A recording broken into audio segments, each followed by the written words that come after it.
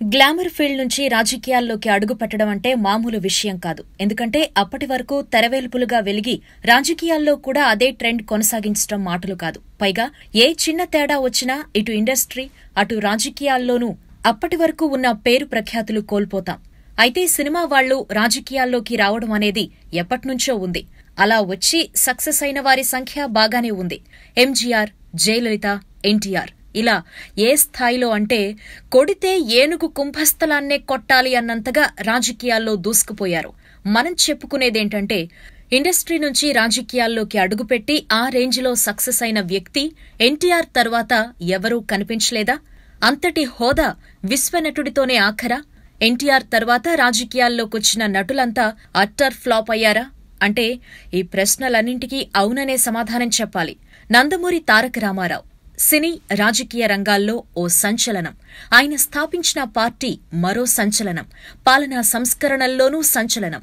పువ్వు పుట్టగానే పరిమళించినట్టు పార్టీ ఏర్పాటు చేసిన కొద్ది నెలల్లోనే అధికారాన్ని అందిపుచ్చుకుని తనదైన శైలితో పాలనా రథాన్ని నడిపించిన అనితర సాధ్యుడు ఎన్టీఆర్. 3.5 దశాబ్దాల క్రితం మొగ్గతొడుక్కున్న పార్టీ జాతీయ స్థాయిలోనే ప్రత్యేకతను చాటుకుంది. ఆయన లేకున్నా ఆయన ఆదర్శాలు అలాగే ఉన్నాయి. అసలు తెలుగుదేశం పార్టీ ఆవిర్భావం రాష్ట్ర రాజకీయ చరిత్రలో ఓ సంచలనం. నవరస నటనా సార్వభౌముడిగా తెలుగు ప్రజల గుండెల్లో చిరస్థాయి స్థానాన్ని పదిలం చేసుకున్న నందమూరి తారక రామారావు రాజకీయ అరంగేట్రం సమాచారం ప్రజల్లో సరికొత్త ఉత్సాహానికి కారణమైన సందర్భం.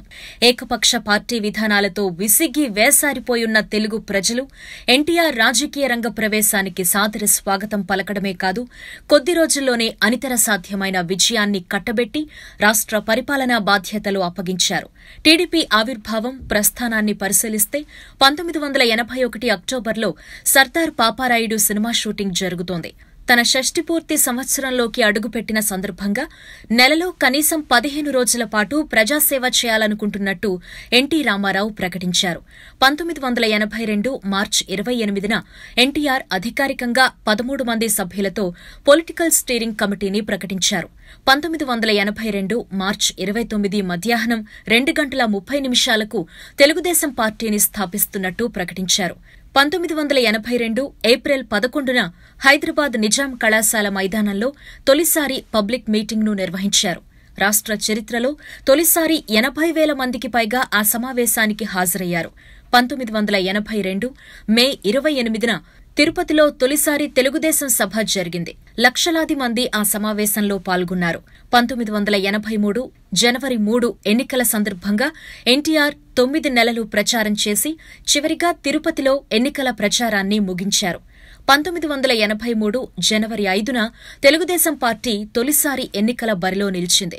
మొత్తం 294 స్థానాలకు గాను 203 స్థానాలను దక్కించుకుని విజయ పతాకాన్ని ఎగురవేసింది. ఆ ఎన్నికల్లో కాంగ్రెస్కు 60, ఇతరులకు 30 సీట్లు దక్కాయి. ఆంధ్రప్రదేశ్లో తొలి కాంగ్రెసేతర ముఖ్యమంత్రిగా ఎన్టీ రామారావు చరిత్ర సృష్టించారు. 1984 జూన్ 9న హెల్త్ చెకప్ కోసం ఎన్టీఆర్ అమెరికా పయనమయ్యారు. 1984 ఆగస్టు 14న బైపాస్ సర్జరీ చేయించుకుని రాష్ట్రానికి చేరుకున్నారు. ఆ సమయంలోనే ఎన్టీఆర్పై మంత్రి నాదెండ్ల భాస్కర్రావు తిరుగుబాటు చేశారు. తెలుగుదేశం ఎమ్మెల్యేలను చీల్చారు. ఎన్టీఆర్ సర్కార్ను నాటి గవర్నర్ రామ్లాల్ రద్దు చేశారు. ఆగస్టు 16న నాదెండ్ల భాస్కర్రావుతో ముఖ్యమంత్రిగా ప్రమాణ స్వీకారం చేయించారు. 1984 సెప్టెంబర్లో పదవీచ్యుతుడైన ఎన్టీఆర్కు మద్దతుగా జనం ఆందోళనకు దిగారు. రాష్ట్రం అట్టుడికిపోయింది. జాతీయ స్థాయిలో ఎన్టీఆర్కు ప్రతిపక్షాల మద్దతు లభించింది. ప్రజాగ్రహాన్ని గుర్తించిన నాటి ఇందిర ప్రభుత్వం గవర్నర్ రామ్లాల్ను రీకాల్ చేసింది. ఆ స్థానంలో శంకర్ దయాళ్ శర్మను నియమించింది. అసెంబ్లీలో బల నిరూపణకు ముందే నాదెండ్ల గద్దె దిగారు. 1984 సెప్టెంబర్ 20న ఎన్టీఆర్ అసెంబ్లీలో తన మెజార్టీని నిలబెట్టుకుని రెండోసారి ముఖ్యమంత్రిగా బాధ్యతలు చేపట్టారు. ఆ తర్వాత అసెంబ్లీని రద్దు చేయాల్సిందిగా కోరుతూ గవర్నర్ శంకర్ దయాళ్ శర్మకు ఎన్టీఆర్ లేఖ రాశారు. ఎన్నికల గోదాలోకి దిగారు. ఇందిర హత్య తాలూకు సానుభూతి పవనాలను తట్టుకుని 202 అసెంబ్లీ స్థానాలను, 35 పార్లమెంట్ స్థానాలను కైవసం చేసుకోగలిగారు. పార్లమెంట్లో ప్రతిపక్ష హోదా తెలుగుదేశానికి దక్కింది. 1985 మార్చి 9న ముచ్చటగా మూడోసారి ఎన్టీఆర్ ముఖ్యమంత్రిగా బాధ్యతలు చేపట్టారు. అనంతర కాలంలో జాతీయ స్థాయిలో కాంగ్రెసేతర పార్టీలను కూడగట్టి నేషనల్ ఫ్రంట్ను ఏర్పాటు చేసి చైర్మన్గా ఎన్నికయ్యారు. 1989లో జరిగిన ఎన్నికల్లో కాంగ్రెస్ చేతిలో తెలుగుదేశం ఓటమి పాలైంది. 2 స్థానాల్లో పోటీ చేసిన ఎన్టీఆర్ 2వ నియోజకవర్గమైన కల్వకుర్తిలో చిత్తరంజన్ దాస్ చేతిలో ఓటమి పాలయ్యారు. 1993 సెప్టెంబర్ 11న లక్ష్మీ పార్వతితో ఎన్టీఆర్ వివాహం. అప్పటి వరకు వయోభారం, అనారోగ్య కారణాలతో ఇంటికే పరిమితమైన ఎన్టీఆర్ క్రియాశీలమయ్యారు.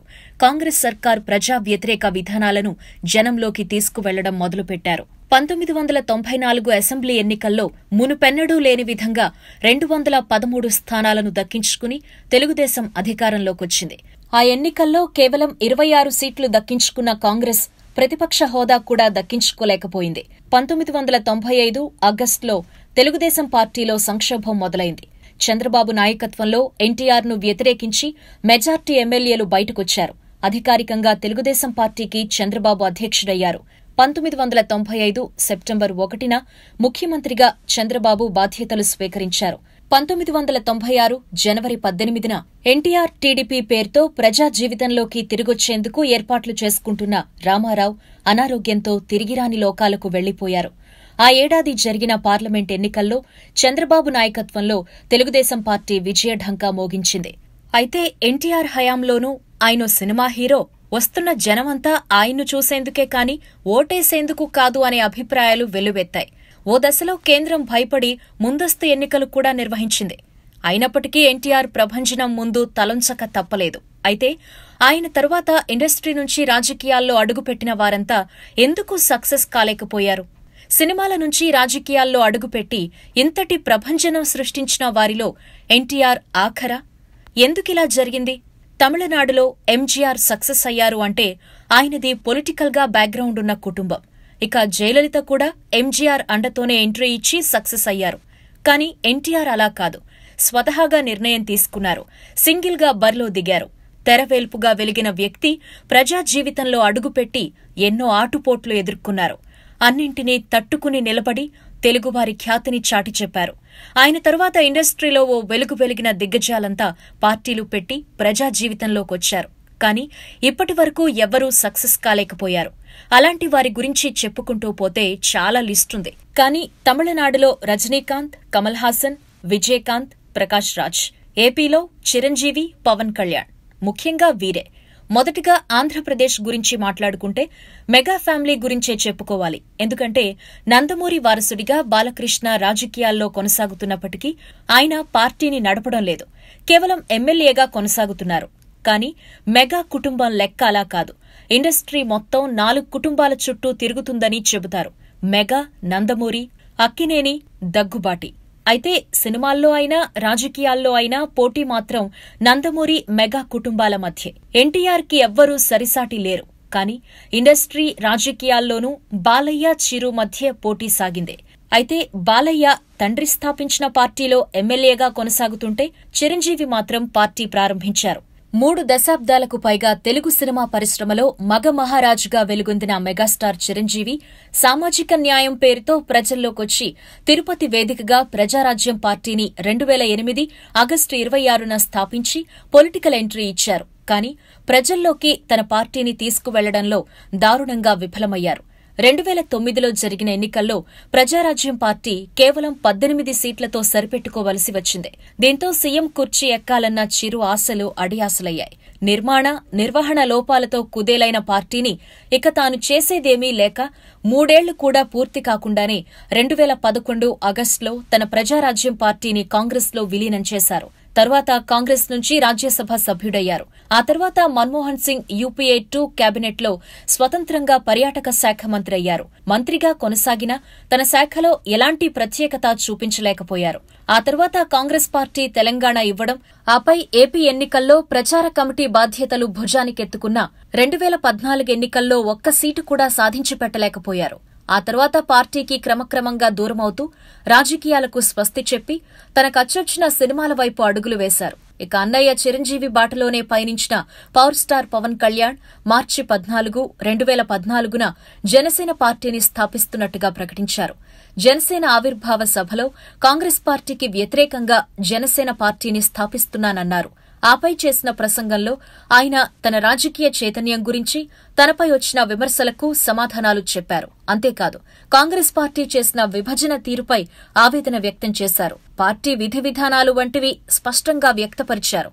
2014 ఎన్నికల్లో జనసేన పోటీ చేయకుండా బీజేపీ, టీడీపీ కూటమికి మద్దతు ప్రకటించింది. ఆ ఎన్నికల్లో ఏపీలో చంద్రబాబు నాయకత్వంలో టీడీపీ అధికారంలోకొచ్చింది. ఆ తర్వాత ప్రత్యేక హోదా విషయమై బీజేపీకి, టీడీపీకి దూరం జరిగారు. ఆ తర్వాత 24 అక్టోబర్ 2017న హైదరాబాద్లో పార్టీ ప్రధాన కార్యాలయం స్థాపించి 2019 ఎన్నికలే లక్ష్యంగా దూకుడు పెంచారు జనసేన అధినేత పవన్ కళ్యాణ్. కానీ ఏపీ ఎన్నికల్లో జగన్ ప్రభంజనం ప్రత్యర్థుల్ని తలెత్తుకోనేయకుండా చేసింది. ముఖ్యంగా పార్టీ స్థాపించినా దాన్ని క్షేత్రస్థాయిలో బలోపేతం చేయడంలో పవన్ కళ్యాణ్ విఫలమయ్యారు. ఈ ఎన్నికల్లో జనసేనానిగా పోటీ చేసిన పవన్ కళ్యాణ్ పోటీ చేసిన గాజువాక, భీమవరం 2 చోట్ల ఓడిపోయారు. కేవలం ఒకే ఒక్క స్థానాన్ని సాధించి అసెంబ్లీలో అడుగుపెట్టబోతోంది జనసేన. ఇక తమ్ముడికి తోడుగా నర్సాపురం ఎంపీ అభ్యర్థిగా జనసేన పార్టీ తరపున పోటీ చేసిన నాగబాబు ఘోరంగా ఓడిపోయారు. అటు తమిళనాడులో చూసుకుంటే రజనీకాంత్, కమల్ హాసన్ రాజకీయాలపై ఇంచుమించు ఒకేసారి ప్రకటనలు చేశారు. కమల్ 50 ఏళ్లలో సాధించిన విజయాలే ఆయన టాలెంట్కి నిదర్శనం. ఆయన 1960లలో తొలిసారిగా బాలనటుడిగా సినిమాలో నటించారు. అప్పట్నుంచి చాలా భారతీయ భాషల్లో 200కు పైగా సినిమాల్లో నటించారు. అనేక ప్రతిష్టాత్మక జాతీయ, అంతర్జాతీయ అవార్డులు అందుకున్నారు.